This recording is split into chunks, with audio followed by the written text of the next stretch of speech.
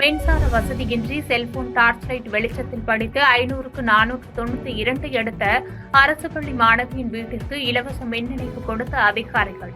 திருவாரூர் மாவட்டம் கொரடாச்சேரி பத்தூர் சிவன் கோவில் தெருவை சேர்ந்த பாலாசுதா தம்பதியரின் மகள் துர்காதேவி.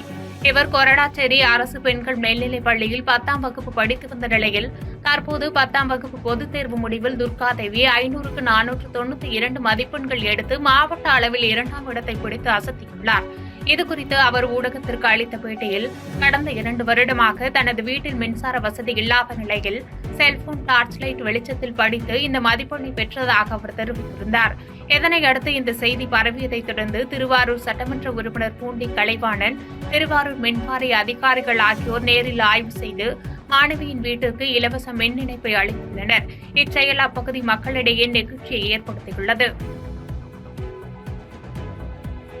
பாதகம் செய்பவரை கண்டால் நாம் பயங்கொள்ளலாகாது பாப்பா, மோதி மிதித்து விடு பாப்பா, அவர் முகத்தில் உமிழ்ந்து விடு பாப்பா.